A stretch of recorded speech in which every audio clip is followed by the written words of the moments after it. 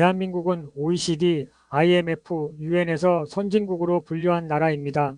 1970년대 개발도상국에서 자력으로 산업화에 성공해 선진국 지위를 얻은 나라는 대한민국이 유일합니다. 전쟁으로 모든 것이 사라진 폐허의 벌판에서 산업화와 민주화에 성공하고 세계 10위권 경제 대국으로 발전한 대한민국은 존재 자체가 기적입니다. 대한민국은 어떻게 국민소득 100달러에서 3만 달러의 나라가 될 수 있었을까요? 대통령의 추진력, 기업의 투자, 근로자의 헌신이 이루어낸 기적의 역사는 이미 잘 알려진 사실입니다. 저는 오늘 다른 관점에서 얘기해 보려고 합니다. 대한민국 산업화의 역군들, 우리의 선배들은 어떻게 그 어려운 여건에서 10년 만에 집을 사고 자산을 이룰 수 있었을까요? 어떻게 그것이 가능했을까요? 그 중심에는 대한민국의 전세 제도가 있습니다. 우리에게는 너무나 당연한 이 제도는 세계 어느 나라에도 없는 대한민국 고유의 제도입니다. 대한민국이 이렇게 잘 사는 나라가 되고 선진국이 되는 과정에서 전세 제도는 어떤 역할을 했을까요? 전세 제도 덕분에 대한민국 근로자들은 선진국과 비교도 안 되는 저렴한 비용으로 서울에서 직장 생활을 할 수 있었습니다. 전세 제도 덕분에 근로자들은 월급을 차곡차곡 모으며 10년 만에 집을 살 수 있었습니다. 전세 제도 덕분에 공무원들은 박봉을 받으면서도 그나마 인간다운 생활을 할 수 있었습니다. 대한민국의 전세 제도는 직장인의 소비 여력 확대로 이어졌고 이는 경제 활성화로 연결되었습니다. 전세로 인한 활발한 주거 이동은 인테리어, 가구, 이사, 중개업 등 연관 산업의 부흥으로 이어졌습니다. 대한민국의 풍부한 전세 공급은 집주인의 월세 전환 욕구를 억제하고 월세 상승을 저지하는 강력한 대체제 역할을 했습니다. 전세가 널려 있는데 굳이 월세를 살아야 할 이유가 없었기 때문입니다.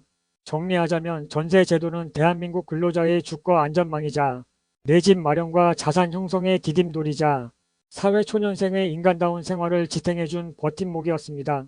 전세 제도는 부모에게 돈 한 푼 받지 못한 청년들이 유일하게 기댈 수 있는 언덕이자 든든한 자산 형성의 사다리였습니다. 이 전세 제도가 바로 대한민국이 국민소득 100달러에서 3만 달러의 나라로 도약하는데 숨은 조력자였던 것입니다. 그렇다면 전세의 공급자는 과연 누구일까요? 맞습니다. 누군가는 그토록 미워하는 다주택자입니다. 다주택자가 바로 전세의 공급자였습니다. 이들이 있었기에 전세가 활발하게 공급될 수 있었고 건설사들이 활발히 집을 지을 수 있었습니다. 건설업은 근로자를 고용하면서 대한민국 산업화에 중추적 역할을 했습니다. 언제부터인가 전세 제도에 대한 회의적인 분위기가 생겨나고 있습니다. 실제로 전세 공급이 줄어들면서 월세 상승 압력으로 작용하고 있습니다. 집 사지 말고 월세 살면서 주식 투자해라. 이런 말을 하는 사람들이 있는 것을 보면 사람들이 월세를 얼마나 가볍게 생각하는지 알 수 있습니다. 서울 강북구 수유역 근처 H오피스텔 7평 원룸은 보증금 1,000만 원에 월세 60만 원입니다. 관리비가 25만 원, 겨울 난방비가 15만 원입니다. 즉 서울 변두리에서 출퇴근하면서 주거비로만 최소 100만 원 이상을 써야 합니다. 문제는 이 월세가 과거와 달리 점점 오르고 있다는 점입니다. 전세와 월세를 모두 살아본 사람으로서 말씀드리자면 사회초년생이 월세를 살면 전세 살 때보다 저축 의지가 약해지고 자본 축적이 어렵습니다. 지금 대한민국 부동산은 전세와 월세 모두 상승 압력을 받는 방향으로 가고 있다는 것이 대다수 전문가의 판단입니다. 더욱 안타까운 것은 점점 줄어드는 전세 공급이 월세 상승 압력을 더욱 가중시키고 있다는 사실입니다.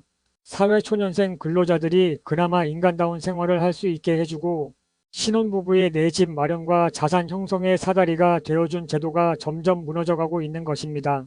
월세가 오르면 월급에서 주거비가 차지하는 비중이 높아지고 이는 곧 소비 여력의 감소로 이어집니다.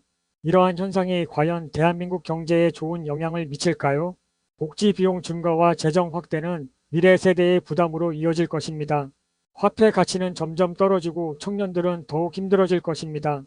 오늘날 프랑스를 보면서 청년들은 내가 미래에 연금을 받을 수 있을까 하는 의구심을 갖게 될 것입니다. 정년 연장이 법제화되면 청년들의 취업문은 넓어질까요? 좁아질까요? 돌이켜보면 나는 참으로 행운의 시대를 살았구나 하는 생각이 듭니다. 생각하면 생각할수록 감사하고 또 감사할 따름입니다. 또 한편으로는 후배들에게 미안한 마음을 금할 수 없습니다. 내가 그 좋은 직장을 정년 6년을 남겨놓고 명예퇴직한 이유 중 하나입니다. 노인을 위한 나라는 없다고요? 청년을 위한 나라는 없습니다.